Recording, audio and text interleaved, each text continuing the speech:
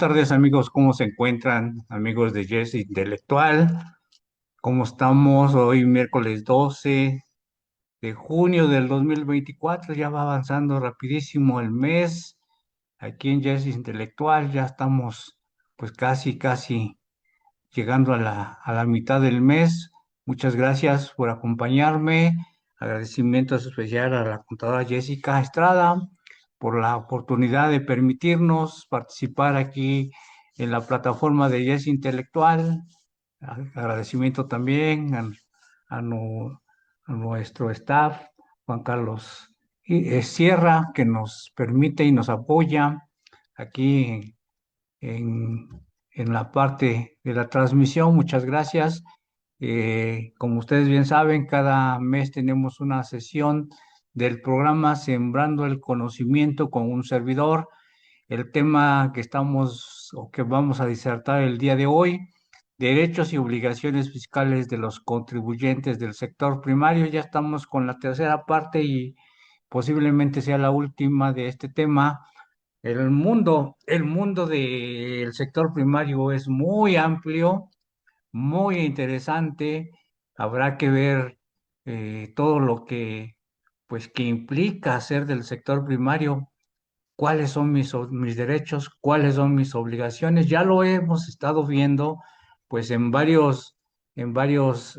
las sesiones anteriores, y créanme que es muy interesante porque nos manda al mundo de quienes producen, de quienes dicen, y que estoy de acuerdo que nos hacen llegar los alimentos para que nosotros los tengamos en nuestra mesa y podamos nosotros de disfrutar y alimentarnos.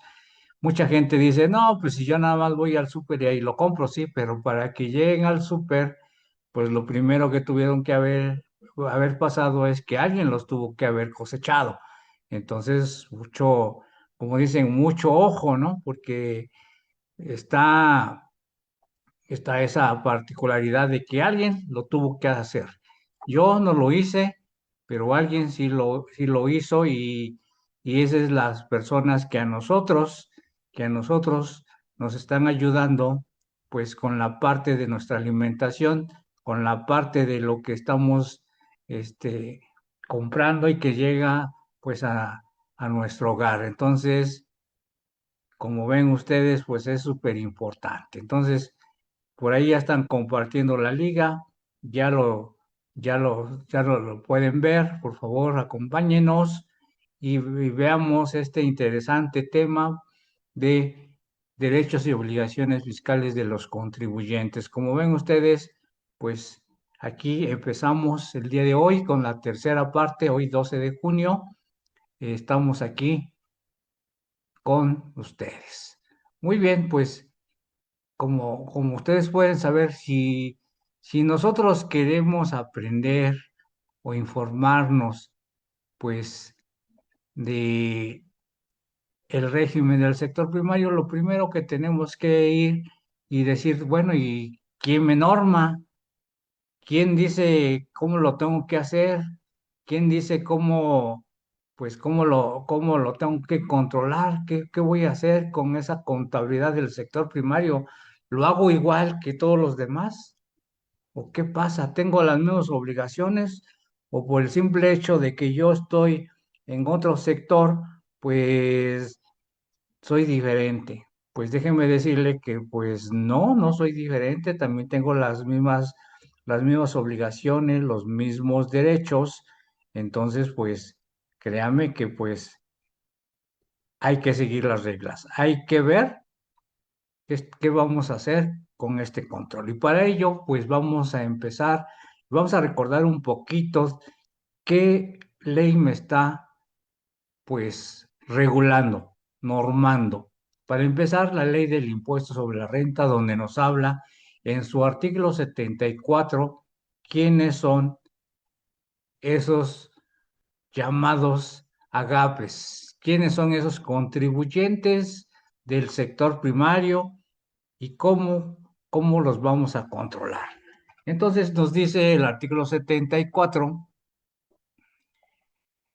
que en base, que en su primer párrafo de la ley de impuesto sobre la renta, como les digo, establece que deberán cumplir sus obligaciones fiscales en materia de impuestos sobre la renta, conforme al régimen establecido en el presente capítulo, régimen de actividades agrícolas, ganaderas, silvícolas y pesqueras, y que son los siguientes contribuyentes: las personas morales del derecho agrario que se dediquen exclusivamente a actividades agrícolas, ganaderas o silvícolas, las sociedades cooperativas de producción rural y las demás personas morales que se dediquen exclusivamente a dichas actividades, las personas morales que se dediquen exclusivamente a actividades pesqueras, así como las sociedades cooperativas de producción que se dediquen exclusivamente a dichas actividades. Y en su fracción tercera de este artículo 74 decía que las personas físicas que se dediquen exclusivamente actividades agrícolas, ganaderas, silvícolas o pesqueras. Se derogó en el 2022, entonces pues las personas físicas pues ya no están en este régimen, por tanto pues ya no pertenecen. ¿Y a dónde creen que los enviaron a las personas físicas? Siguen siendo y siguen produciendo eh, productos del campo, son del sector primario. Pero ahora, en el 2022, el 1 de enero del 2022, ¿qué creen que pasó? Pues los mandaron al nuevo régimen que nació el 1 de enero del 2022, al régimen simplificado de confianza. Muchos de ellos, en el transcurso de esos días, y no es que ese mismo día, el 1 o el 2 de enero, resulta que ya no estaban en el régimen del sector primario, estaban en el régimen simplificado de confianza, más conocido como RECICO. Entonces, como ustedes ven, pues ahí pasaron. ¿Y qué? Pero me vas a decir, ¿contadores era una opción? Y sí, y sigue siendo una opción. Muchos de esas personas físicas también las pasaron a actividad empresarial y profesional, al llamado régimen general, pero de personas físicas. Entonces, quienes tuvieron la oportunidad de hacer un análisis y decir, bueno, yo me dedico a sembrar pues cebollas y y yo estimo pues que voy a obtener ingresos pues anuales pues de tanto. Y dijeron, ah, caray, pues ¿qué crees, contador? Que yo voy a rebasar pues los 3.500.000 que me marca el régimen simplificado de confianza para que yo pueda estar en el famoso reciclo. Entonces, de entrada, pues haciendo ese análisis que es muy sano que lo hagamos, que lo hubiésemos hecho, resulta que no era conveniente que estuvieran en el régimen simplificado de confianza porque iban a rebasar el tope de los 3.500.000 y entonces pues ya no podían estar o ya no podían inscribirse al régimen simplificado de confianza y entonces el único camino que quedaba o que queda es al régimen general de las personas físicas. Entonces, pues se dio de alta este régimen general de personas físicas porque pues, ahí no tenemos pues ese tope, al menos no para impuestos sobre la renta.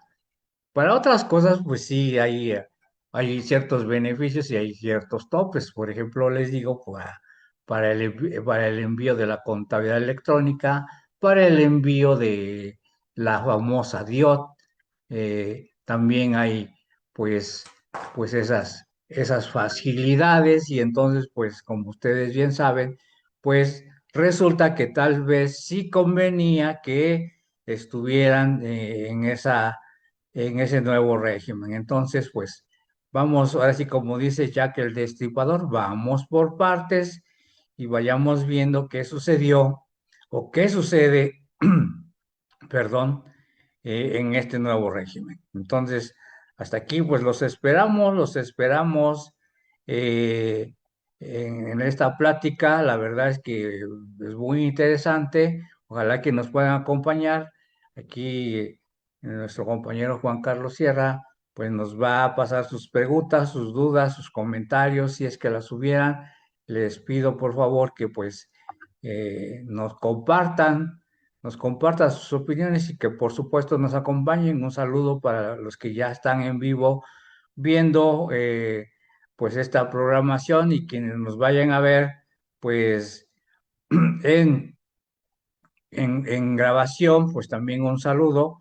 Estamos aquí pendientes para lo que ustedes gusten y manden. Entonces, hasta aquí el primer saludo que tenemos mientras estamos compartiendo los accesos para que estemos checando eso. Bueno, hasta aquí esperamos que nos acompañen más personas y mientras pues estamos aquí pues continuando con este tema. Bien, pues entonces como les decía yo pues estamos, estamos en este famoso régimen simplificado de confianza llamado RECICO y que muchos no pudieron estar en el reciclo. ¿Dónde empezamos a ver y empezamos a ver en el régimen, en el artículo, perdón, 74 de la ley del impuesto sobre la renta? Todo el mundo que quiera, pues, estar, pues, compenetrándose y estudiando este régimen, pues lo primero que tiene que hacer es irse al artículo 74. Aún también así las normas de información financiera, por ahí tenemos la norma de información financiera, la E1, eh, activos biológicos que nos norma cómo vamos a registrar esos llamados activos biológicos. ¿Y qué sería un activo biológico, señores? Pues podríamos decir que desde un cerdo, un bovino, un borrego, una, un gallo, un árbol de aguacates, un árbol de limones, un árbol de guayabas, un árbol de manzanas, podría ser un activo biológico y ustedes van a decir, contador, si no la controles, pues ya no la fumes, dicen por ahí los jóvenes, ¿no? Entonces, sí es importante que leamos un poquito las normas de información financiera E1 que me dice, para resumir, que un activo biológico puede ser un activo y lo podríamos reconocer como un activo biológico cuando lo tengamos en nuestra producción por más de un año.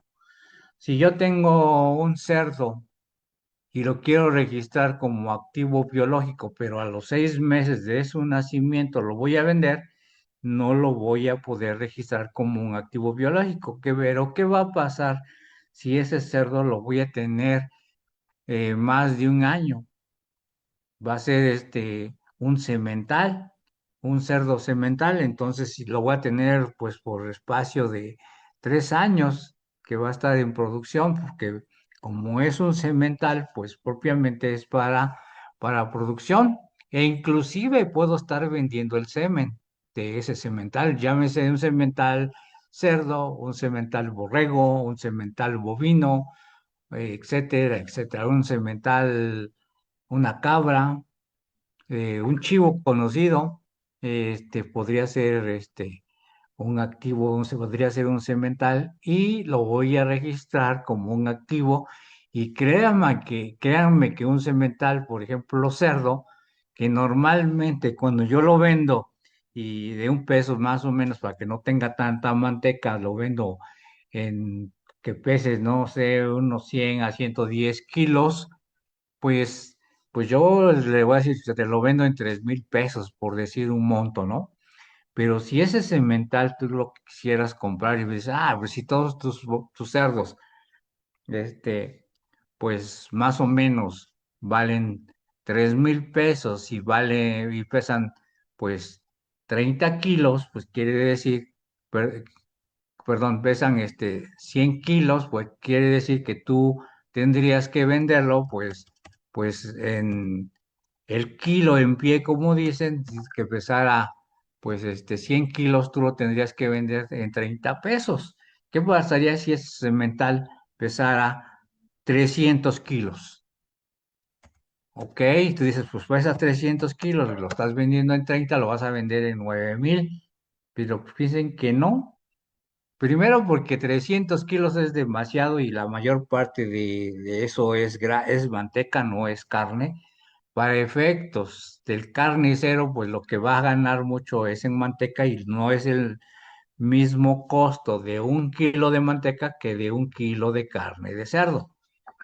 Entonces, pues imagínense que por lo menos 200 kilos de ese cerdo sea manteca y esa manteca lo vamos a vender en 25 pesos, pues son 5,000 pesos, pero yo lo compré en 9,000 y lo demás 100 kilos los va a vender en carne y los va a vender en 50 pesos.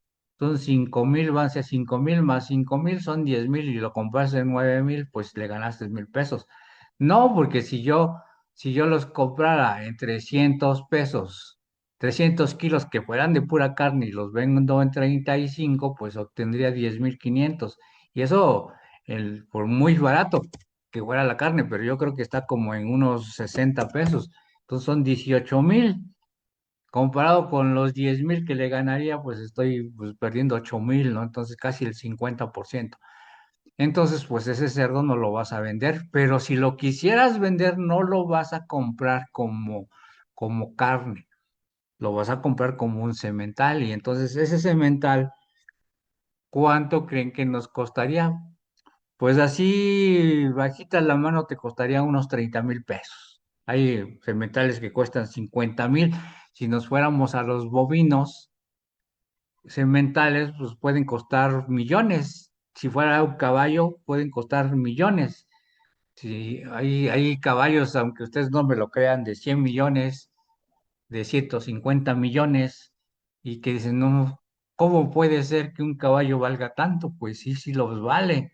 Entonces, pues imagínense ustedes lo que sucede, ¿no? Entonces, veamos, vamos avanzándole rápidamente, pues el, el tiempo es nuestro mayor verdugo y pues no tenemos más que seguir avanzando pues en estos temas.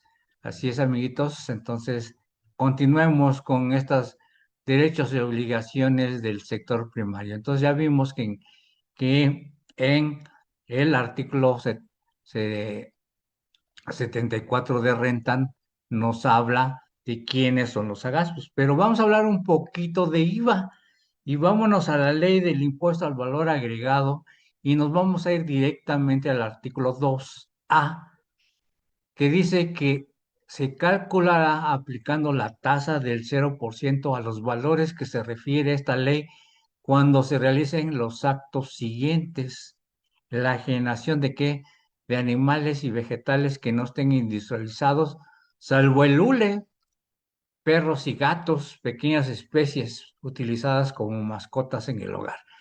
Si tú vendes un perro, un gato, un loro o lo que ustedes quieran y manden, eso sí va a tener IVA del 16. También los animales, los vegetales tienen IVA, pero ¿de qué tasa? Del 0%. Y va a decir, "Ah, pues, nada, son exentos". Muchos decimos, esos productos son exentos de IVA. No, los exentos son otros servicios, es otra. No es ni siquiera, me atrevería a decir que ni siquiera es una tasa de IVA, pues es exento. Para mí las tasas que existen dentro de la ley del impuesto al valor agregado es la tasa cero y la tasa 16. Y me atrevería a decir que nada más es la tasa 16 porque pues la tasa cero pues en cierta forma pues no me va a generar nada al momento de yo de enajenar, de trasladar el IVA, pues algo base por cero, pues me va a dar cero, ¿no? Pero sin embargo, tiene que aparecer que estamos aplicando la tasa del 0%. En los CFDIs tiene que aparecer esa tasa que diga el 0%. ¿Qué pasaría si yo estuviera aplicando un exento? También tiene que aparecer IVA exento, IVA 16, IVA 0%. Y me van a decir ustedes, contador, ¿y dónde quedó la tasa del 8%? Resulta que esa tasa no existe. Resulta que no es una tasa.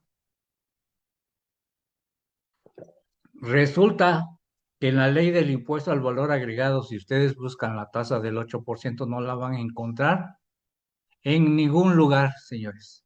En ningún lugar de la ley del impuesto al valor agregado van a encontrar ustedes la tasa del 8%. ¿Por qué imaginan ustedes que no está la tasa del 8%? Pues porque solamente es un estímulo.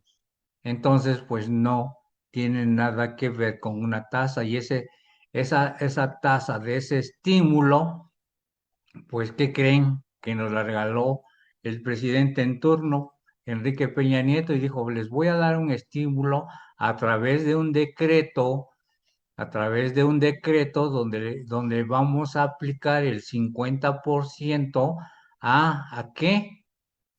Pues a la tasa general. ¿Y cuál es la tasa general, señores? Pues la tasa general, pues es de nada más y nada menos que del 16%. Al aplicar un estímulo del 50%, entonces resulta que aparece esa mal llamada, pues, tasa del 8%. ¿Ok? Pues esperamos sus comentarios, sus dudas, sus aportaciones aquí en Yes Intelectual, dentro del programa Sembrando el Conocimiento. Hablamos hoy de los derechos y obligaciones fiscales de los contribuyentes del sector primario. Los esperamos, señores, que nos compartan, que nos acompañen y aquí estamos para servirles. Entonces, pues bienvenidos, bienvenidos quienes nos puedan acompañar. Muchas gracias. Bienvenidos todos, quienes estén en vivo, quienes estén en la grabación, que nos vean después, aquí los saludamos y por supuesto que pueden comentar en la grabación, en los comentarios, perdón, ahí nos pueden dar una pregunta, mandar una pregunta y nosotros con mucho gusto se las vamos a contestar. Cualquier cosa ahí, pues vamos a estar pues presentes para poder contestar pues esas dudas. Bien, pues como les decía yo, de ahí salió esa mal llamada tasa del 8% que no existe, señores, en la ley del impuesto al valor agregado. Entonces, por eso yo no considero que sea una tasa. Ya por ahí también hicimos pues algunos comentarios, ya dimos una plática, eh, ya dimos una plática de ese tema, la verdad muy interesante, para poder diferenciar esas tasas, la tasa exenta, eh, el 0%, que no es lo mismo, no se aplica para lo mismo. Aquí estamos viendo que el 0% se aplica para esas actividades, para productos del sector primario. No nada más para el sector primario, pero hay de otras. A lo mejor para fletes eh, podríamos aplicarlas para los fletes locales, pero solamente para esos fletes de transporte, por ejemplo, no para los Uber. Esos no, eso es otra cosa, sino para taxis, para aquellos camiones urbanos, suburbanos, que están en nuestras localidades. Podría ser a esos, ¿ok? Pero regresémonos eh, a nuestro tema del día de hoy. Estoy mandando un link a, a un grupo de WhatsApp que me están solicitando para que puedan entrar. Entonces, ya lo estoy compartiendo. Vamos a regresarnos a nuestro material para seguir comentando. Que nos dice en el artículo 2A que la tasa es del 0%. ¿Ok? Si nosotros quisiéramos estar leyendo más productos, pues ahí van a aparecer todos los productos del sector del campo, llámese vegetales o llámese animales, semovientes. Semovientes es lo que se mueve, es lo que, que tenemos en nuestras granjas y todos los vegetales, frutas, verduras, es lo que tenemos en nuestros mercados, en nuestras tiendas comerciales, perdón, donde estamos comprando pues estos productos. Todo el sector primario, tasa de IVA 0%. Muy bien, pero también podemos remitirnos al artículo 16 del Código Fiscal de la Federación. Ahí nos habla también que se entenderá por actividades empresariales las siguientes: las comerciales, las industriales y en su fracción tercera las agrícolas, que comprenden las actividades de siembra, cultivo, cosecha y la primera enajenación de productos obtenidos que no hayan sido objeto de transformación industrial. Y alguien me dice, contador, yo hago dulces de nopal y hago tortillas de nopal y las vendo. ¿Están transformadas industrialmente hablando? No.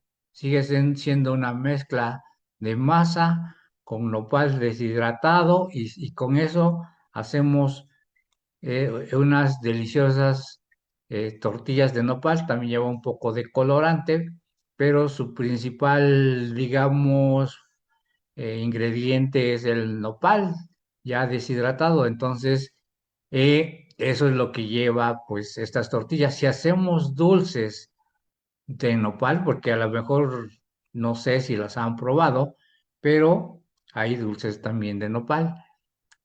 ¿Qué le adicionan al polvo del nopal? Los deshidratan, le ponen chile, un poquito de picante, le ponen dulce, sin embargo sigue siendo nopal, nada más que con un sabor. No los industrializaron. Ya si me dicen que con eso están haciendo unas cápsulas para personas diabéticas, porque dicen que el nopal controla los efectos pues de la glucosa, para controlar un poco la glucosa, pues a lo mejor ya estemos hablando de otra transformación, porque aparte ya le estamos poniendo pues otras adiciones al nopal. Entonces, porque lo estamos convirtiendo en cápsulas y posiblemente ahí sí ya no estamos hablando pues de ese tema. Me están mandando un mensaje.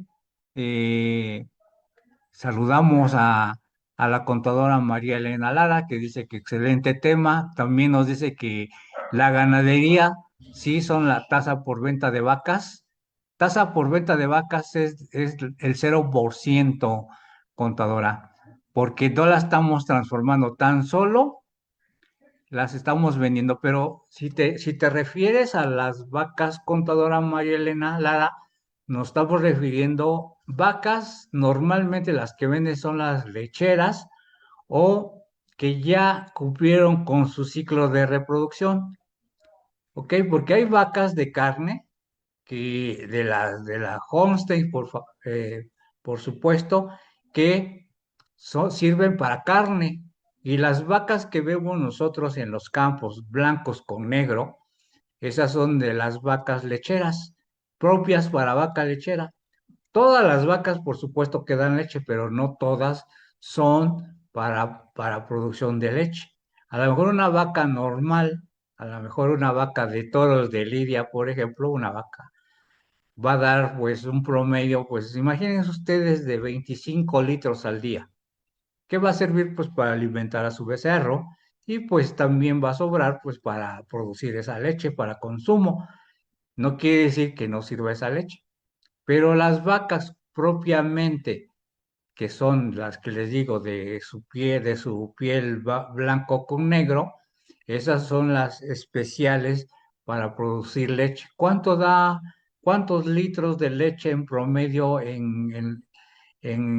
cuando están en su mayor periodo de producción de leche? Entre 50 y 60 litros por día. Por eso son propias para la producción de leche. Todas las vacas tienen becerros, todas las vacas para producir leche tienen que haber procreado un becerro para que puedan producir leche. Si no hay un nacimiento de un becerro, pues no va a haber leche, sus glándulas mamarias no van a producir. ¿Ok? Y mientras sigan ordeñando a esas vacas, van a seguir produciendo. si ustedes si ya no las ordeñan, ya no van a producir leche y a ese proceso se les llama secar a la vaca, porque al no ordeñarlas dejan de producir leche. Ustedes saben perfectamente de estos temas. Entonces, ¿y por qué hacen eso? ¿Por qué dejan secar a las vacas? Como dicen, para que ya no produzcan leche. Pues para que puedan otra vez a fecundar a las vacas y puedan tener otro becerro, porque también ese es parte del negocio, producir nuevos hijos o nuevas hijas. ¿Ok? Ahí, cuando estamos hablando de vacas lecheras, el producto más interesante y que todos los ganaderos esperan que nazca son vacas, hembras, o sea, que nazcan hembras. Si nacen toros, pues, pues está muy bien, pero directamente los van a engordar y los van a vender porque pues no producen leche, salvo que muchos de esos puedan apartarlos y que reúnan ciertas características genéticas si se conviertan en un semental y digan, ah, pues nacieron pues 20 becerros machos. Entonces, y de estos 20, ¿qué es? Que 5 de ellos reúnen las características para convertirse pues en sementales.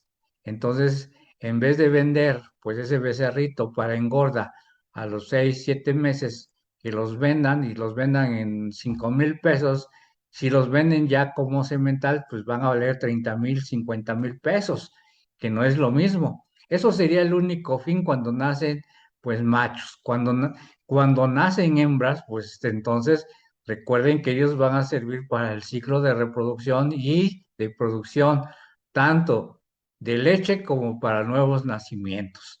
En el momento que una vaca deja de ser productiva, digamos, en forma de negocio, en forma de producción de leche, en ese momento se les considera que van a ser vacas de desecho.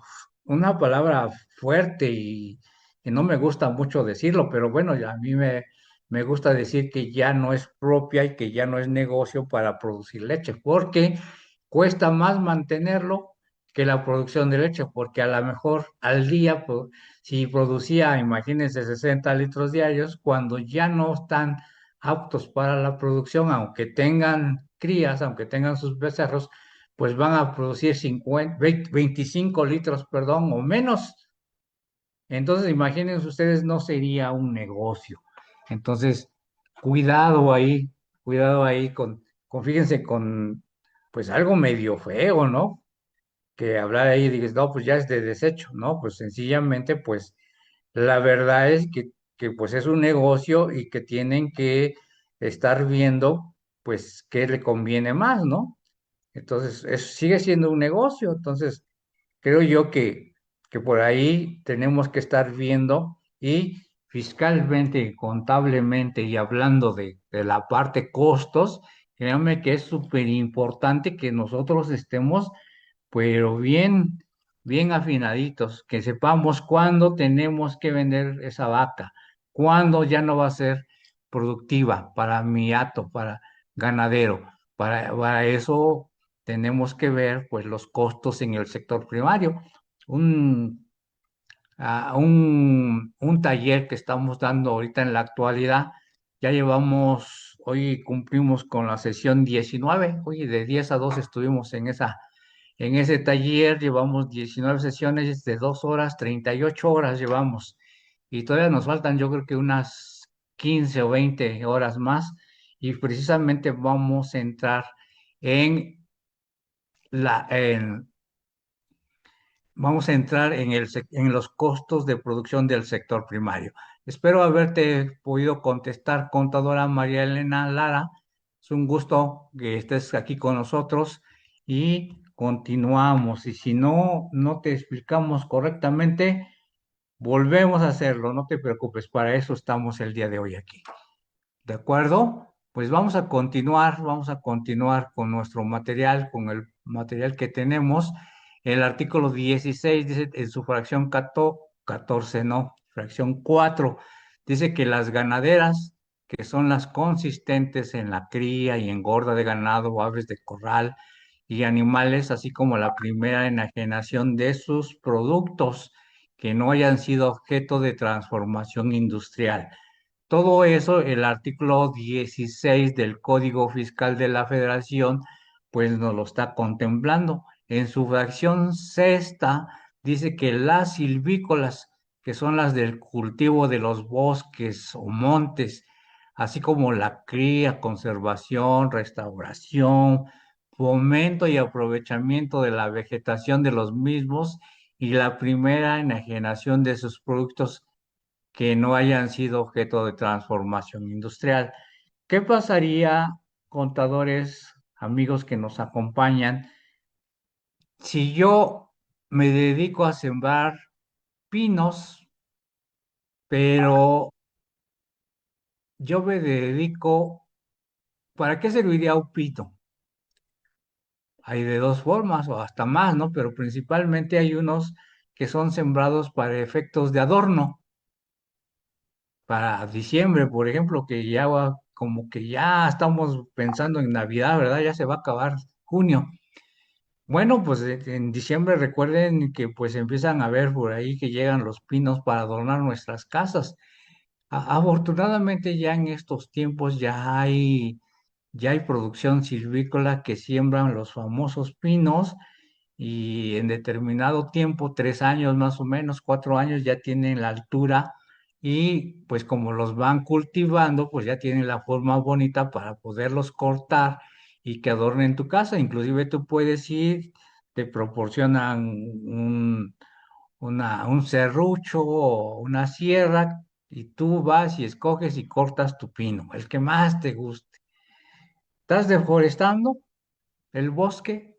No, porque es un aprovechamiento, es un cultivo controlado que sí es cierto que acabas con 5,000 pitos que estaban sembrados, pero ya están sembrados otros 5,000, otros 10,000 en otra hectárea, y ahí donde tú estás cortando, pues van a reforestar, van a volver a sembrar otros pinos, de tal manera que en 3 años ya vuelva a tener los mismos que cortaste, es controlado.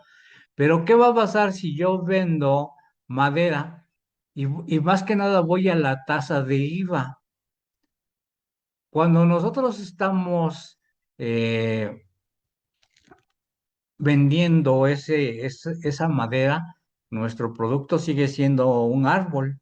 La tasa sigue siendo pues 0%, pero ¿qué pasa si tú vas a la maderería, amigos?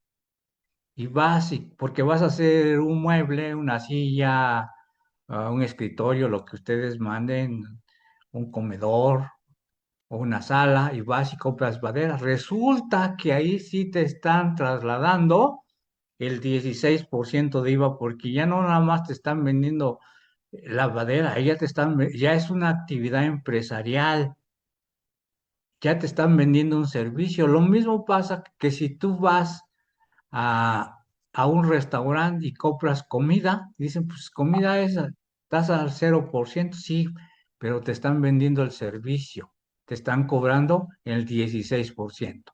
¿Qué pasa si tú vas a una cafetería donde vas a pedir tu café? Hay esa cafetería donde le ponen tu nombre a tu taza y por un café, pues por un café normal, pues te está costando 45 pesos. Te cobran el IVA porque te están vendiendo el servicio, ¿correcto? Bueno, pues continuemos porque el tiempo es nuestro mayor verdugo. Se considera empresa la persona física o moral que realicen las actividades a que se refiere este artículo, ya sea directamente a través de fideicomisos o por conducto de terceros. Por establecimiento se extenderá cualquier negocio que se desarrolle parcial o totalmente las citadas actividades. Entonces, amigos, como persona física, tú puedes, pues, ser reciclo o actividad empresarial. Si nosotros fuéramos reciclo y que nos lo vendieron en el 2022 como un régimen donde tú ya no ibas a utilizar un contador, para poder hacer y calcular el pago de tu impuesto sobre la renta. ¿Y qué dijimos muchos contribuyentes? De ahí soy. Recordemos que el régimen de incorporación fiscal también murió en el 2021 y en el 2022 pues ya no había RIF. De hecho, los RIFs siguen viviendo aquellos que se registraron hasta antes de septiembre, o creo que hasta septiembre, no me lo recuerdo. Si se registraron antes, pues siguen siendo RIFs. ¿Y por qué de septiembre a diciembre los que se registraron ya no? No lo sabemos, es una incógnita y que no sabemos por qué la autoridad, no sé qué criterio tomó, pero el chiste es que quienes se registraron después de esa fecha resulta que no pueden ser RIF, pero aquellos que se registraron en ese régimen siguen teniendo sus mismos 10 años. Recuerden que en el 2022 apenas están cambiando y están terminando su ciclo de los 10 años aquellos regímenes de corporación fiscal que nacieron el 1 de enero del 2014. Hay mucha controversia porque muchos dicen que todavía este año todavía pueden aprovechar para efectos del impuesto de la renta el último año del 2024 del último 10%, aunque muchos dicen, no, es que si empezó en 2014 más 10 años, terminan el 31 de diciembre de 2023 y en efecto, si lo vemos así en esa línea recta, en la línea de la vida, sí, sí se terminó. Solo que en 2015 salió un decreto y dijo casi, casi la autoridad borrón y cuenta nueva y en el 2014 fue de prueba y empezamos para efectos solo de la ley del impuesto sobre la renta, volvemos otra vez con el estímulo de el 100% del impuesto sobre la renta que vas a aplicar en el 2014 y también lo vas a pues, empezar otra vez en el 2015, de tal manera que en el 2014 y el 2015 impuesto sobre la renta tenías la exención del 100%, entonces no pagabas nada en el 2016 ya aplicabas solamente el 90% como estímulo y ya pagabas el 10% y así sucesivamente, de tal forma que en 2024 todavía te quedaba el 10%, no, no para IVA, porque eso sí fue muy claro, la autoridad en IVA no movió nada y entonces en el 2023, el 31 de diciembre, terminó la última parte de lo que se refiere al impuesto al valor agregado. Algo curioso que el capítulo 2 de la ley del impuesto sobre la renta nos habla de los ingresos por las actividades empresariales y profesionales, ya propiamente de personas físicas. En su primera sección nos habla de las personas físicas con actividades empresariales y profesionales. A partir del artículo 100 de la ley del impuesto sobre la renta, de ahí nos habla de las actividades empresariales y pues ahí empezamos a ver y ahí empieza todo el problema y ahí empieza y empezamos a estudiar a las personas físicas y me voy a ir directamente pues a donde nos habla el 113, por ejemplo, nos hablaba del régimen de incorporación fiscal que ya en 2022, bueno, desde el 111 más bien dicho, 12 y 13 que hablaba del régimen de incorporación fiscal, pues fue derogado. Pero eso no quiere decir que no esté presente. Recuerden que todavía tenemos, pues, 10 años de gracia para aquellos que nacieron justo a tiempo, ¿no? Muchos ya tienen 5, muchos ya tienen 2, a muchos les queda uno. Y en la sección tercera, bueno, el régimen de cooperación fiscal está en la sección segunda, en la sección tercera de esto ya hablamos de plataformas tecnológicas que no tienen nada que ver ahorita con lo del sector primario. Y seguimos avanzando y nos vamos a ir a la ley de renta, a la sección 4. Ahí nace el famosísimo régimen simplificado de confianza.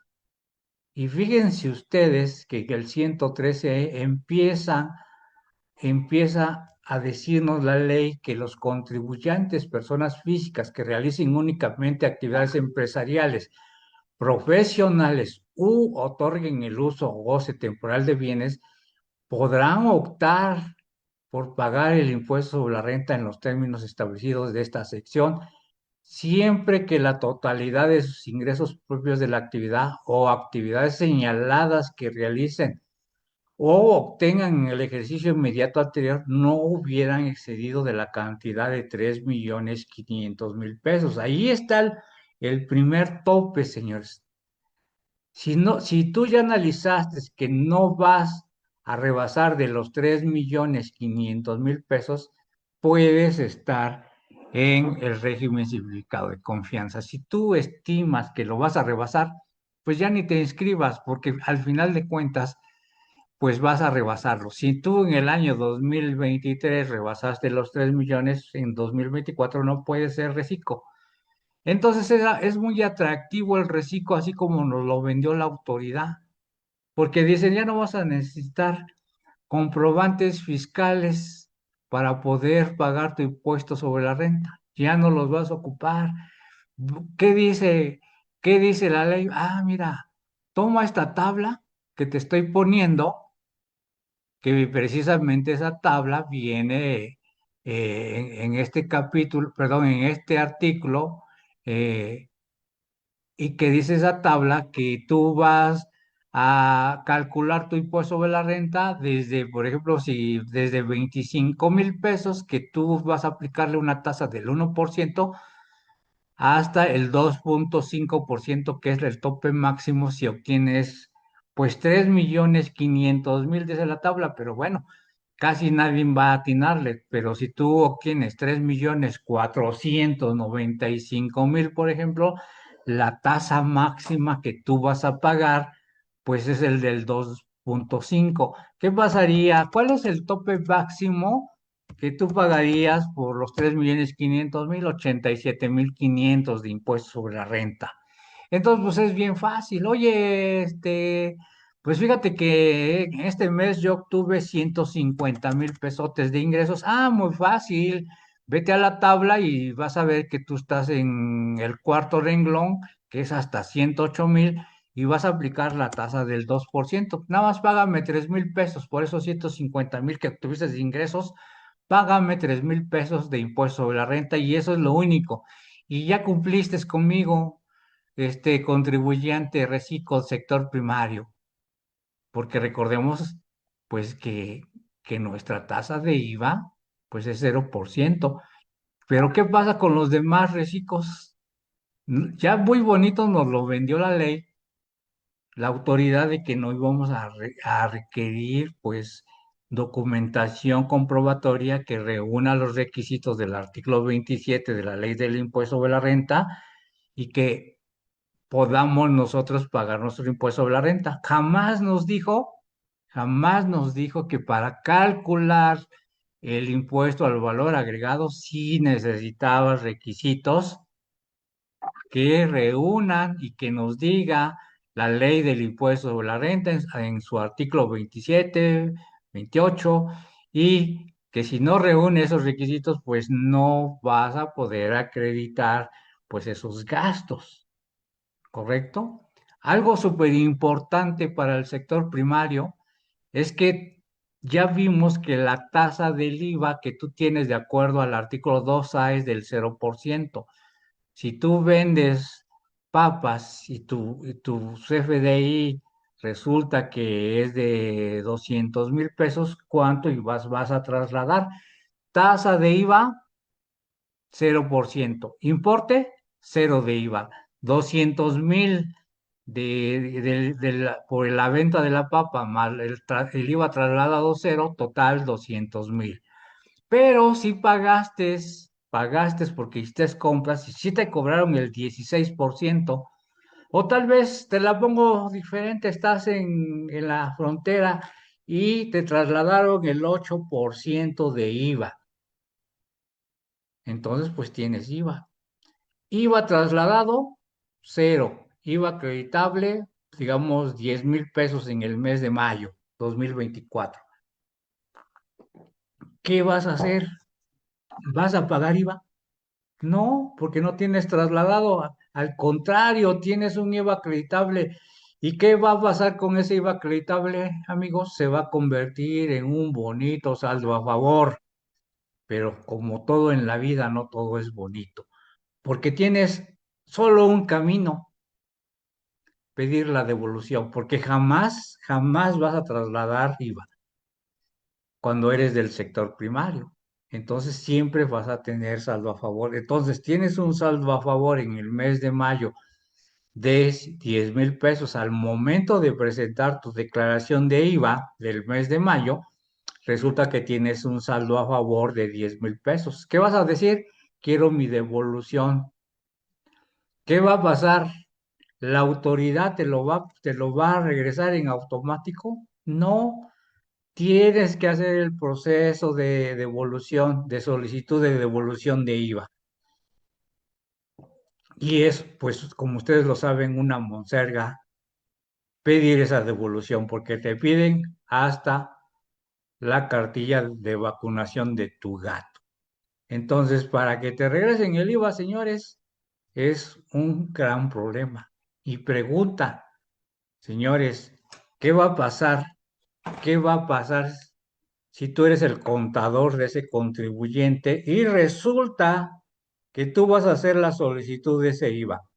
Y el contribuyente dice que es parte de tu actividad, de tu trabajo. ¿Qué vamos a hacer? ¿Lo vamos a hacer? Pues sí, sí lo vamos a hacer, pero ¿vamos a cobrar? ¿Qué vamos a hacer? ¿Lo cobramos o no lo cobramos? Pues sí, sí tengo que cobrarlo porque es otra actividad, no es de la actividad de llevar y controlar esa contabilidad. Recuerden que los contadores no estamos para el pago de los impuestos, para el cálculo. Nosotros tenemos una actividad más importante como es pues interpretar la información financiera y darlo a nuestros clientes para que ellos en base a esa información financiera pues puedan tomar decisiones. Recuerden que las normas de información financiera, y hablemos propiamente de un reciclo o de una persona física con actividad empresarial y profesional, del sector primario siempre nos han vendido de que no es obligatorio llevar contabilidad, pero el Código de Comercio, las normas de información financiera, sí nos obligan a llevar, sí nos obligan a llevar contabilidad. ¿Ok? Entonces sí debemos de llevarla. Aunque ninguna parte de la ley me diga, no, pues es que no estás obligado a llevar contra. Sí, sí estás obligado. Las normas de información financiera nos dice que tenemos que llevar la contabilidad. Pero eres reciclo, contador, soy reciclo. No importa, lo tienes que llevar. Tienes que llevar inclusive costos en el sector primario. Costos no nada más en sector primario, sino en todas las empresas, tal vez de transformación, manufacturera, de servicios. ¿Quiénes son servicios? El consultorio de un médico, de un dentista, el despacho de un abogado, el despacho de un contador. Tiene que llevar costos, tiene que saber el valor de su mano de obra, tiene que saber el costo total para poder, pues, dar el servicio.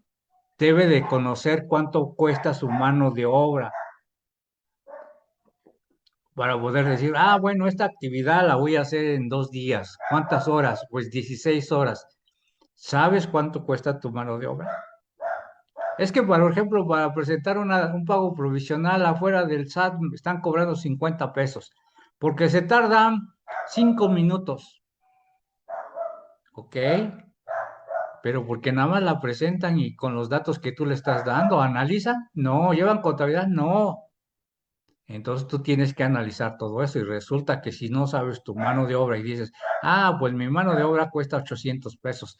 Si vas a utilizar pues 15 media hora, pues son 400 pesos. Oye, verás, solamente es la presentación de un pago provisional de persona física, sí, pero te estás haciendo la contabilidad, estás analizando, estás revisando los FDI, estás haciendo que cumplan con las normas de información financiera, que también nos resistimos a aprender normas de información financiera. ¿Ok? Entonces, como ven ustedes, pues el tiempo nos gana, no avanzamos mucho, no podemos ver todo porque es muy extenso el tema, muy extenso el tema y seguiremos con estos temas súper importantes del sector primario. Algunas características del sector primario: es uno de los sectores en los que se divide la actividad económica. Está formada por actividades que se encargan de la explotación de recursos naturales para la obtención de materias primas. Se obtiene materia prima para su uso directo o para producción de otros bienes realizados por el sector secundario de la economía. Por ejemplo, rápidamente, si yo allá vivo por Veracruz o Puebla, la zona que pues es muy rica en lluvia y entonces hay mucho pastizal, y yo soy dueño de ese ejido, ¿qué hago con ese pasto, señores? Pues lo vendo a un ganadero y mete sus animales y se acaban el pasto. Pero esa es una actividad del sector primario. Fíjese, y ni siquiera tuve que regarlos porque con la lluvia creció el pasto. Llegan las vacas y casi casi me podan el pasto y me dejan casi una alfombra, ¿no?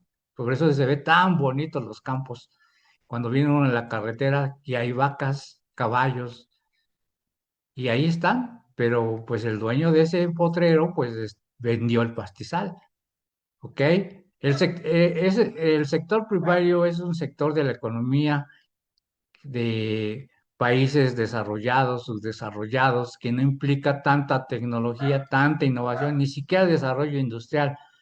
Está formado por las primeras actividades económicas que desarrolló el ser humano, como la pesca, por ejemplo, la cría de los bovinos, porcinos, sector pecuario, sector vegetal, provee alimentos para el consumo humano y vegetal, porque ya vimos pues lo del pasto. Las principales actividades de este sector destacan la ganadería y la agricultura, o sea, la parte pecuaria, como propiamente estamos viendo. Entonces, esos son los dos sectores que podemos nosotros estar checando. Ya vimos que se dedica a la pesca, la apicultura, la explotación, la minería. Hay todo lo que es sector primario está controlado. De hecho, no nos alcanza el tiempo. No nos alcanza el tiempo para ir viendo todo, hasta la Ley Federal de Sanidad Animal, y yo creo que en la próxima sesión y última vamos a ver la parte 4 del sector primario, y con eso pues vamos a terminar pues nuestra plática del sector primario. Entonces, pues hasta aquí le dejamos el día de hoy. Muchas gracias por acompañarnos, los que estuvieron en vivo, que nos hicieron sus preguntas. Espero haber apoyado. Quienes nos van a ver en la grabación, saludos. Cualquier comentario, pues también estamos a su disposición. Estos son nuestros contactos. Aquí, aquí nos pueden escribir y pues a la orden, señores. Pues muchas gracias, eh, compañero Juan Carlos, por tu apoyo, Juan Carlos Sierra. Aquí estamos y nos estaremos viendo en nuestra siguiente sesión del programa Sembrando el Conocimiento, aquí propiamente en Yes Intelectual. Pues nos despedimos. Buena tarde. Cedemos micrófonos. Adelante.